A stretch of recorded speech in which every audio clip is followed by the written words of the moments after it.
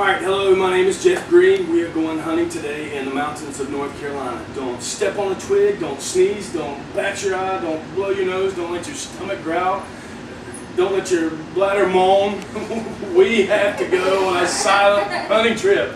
Alright, first thing we're going to do, we're going to cover some important things to make a successful hunt. From getting out of your vehicle to going up to the tree stand to getting in your tree stand and making a successful kill. There's a few important things that you have to learn, and I learned a lot of this through self-experience, reading books and that sort of things, internet sites. A very important book that I read, Tips to a Successful Hunt. But anyway, getting into the hunt. We're driving our vehicle up to the hunting spot. You're just going to be right there with me. I'm going to take you on a little journey. We're driving up to our hunting spot. We get out. We have to make sure all our gear is in place, your gun's already loaded, you're ready to go, you're strapped down, everything's safe and secure. You're walking up to your tree stand, you get up to your tree stand, and as you're climbing up your tree stand, you've got to be very, very quiet, try not to let anything hit or make any noises, because you can scare the deer away and blow the hunt. Once you get up in your tree stand, you're just sitting there more or less waiting on time, waiting for it to get daylight, waiting for the sun to come up across the mountains. And as the sun's coming up, you got to scout your land, see, because there could have been a deer. If you're quiet enough, there could be a deer standing there watching you the whole time, but you're scent free and you didn't scare them away. As you're sitting there in silence, like I said, the deer come in and you have to patiently wait. Waiting is one of the hardest things to do. Stephen Chapman wrote a book and said the wait is one of the most critical things. And he also said in that book that there are times it's so cold that you want to move your foot, you want to move your leg, but you can't. You have to sit there and endure it. So there are sacrifices to a successful hunt.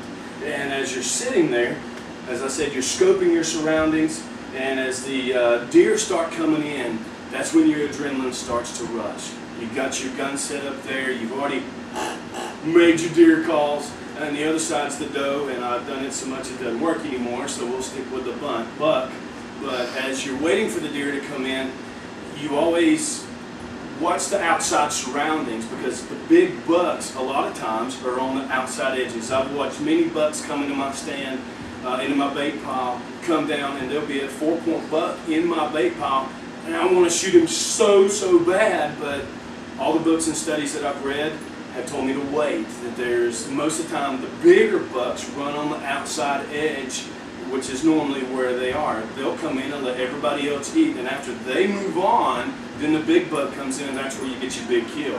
Now the does, women does, or female does rather, are just like women nowadays. They're very picky and precise, and they scope everything out, and it is a funny thing actually, but the does will pick you off quicker than any other animal in there. They are the scouters. They look at you, they want to. I've actually batted my eyes and the doe picked me off, done her tail flew up and all the deer scattered. So you gotta be careful of the does. They will pick you off. They'll come up, they'll stomp their hooves at you like they're trying to get you to move. I mean, I've literally had them stomp and they'll just stare. They'll stare for 15 minutes, and you're sitting there, you've got an itch on your nose, and you're like, I've got to scratch it, but I can't. And you got to sneeze, and you're like, you have to swallow it. So there's sacrifices you make, but the big adrenaline rush is when the big deer comes in, the other deers have cleared out, and you actually see, you've made it through the aching toes, the aching knees, your fingers are froze, your fingers on the trigger, you see the big buck come in. When he actually comes in, they are so stealth, they will walk behind every piece of structure, every limb, to where you can't get a shot. That's how they're big bucks. The big bucks survive to be big bucks because they're smart, they're stealth. They're not like your little bucks that get killed every 5 seconds. They're the ones you literally have to pay a sacrifice and wait for. So as you get ready to pull the trigger on the big buck, and you find the perfect shot, and you actually pull the trigger, you've called him in. Once you pull the trigger, it's automatic. Your adrenaline, your heart's pumping. You want to jump up and down. Yes, I got the big deer. Literally, I did that before. I almost came out of my tree stand before. I shot a big buck and seen him jump up, and I knew I'd hit him, and I was like, yes, yes! And all of a sudden he took off, just bulleted, was gone, never found it.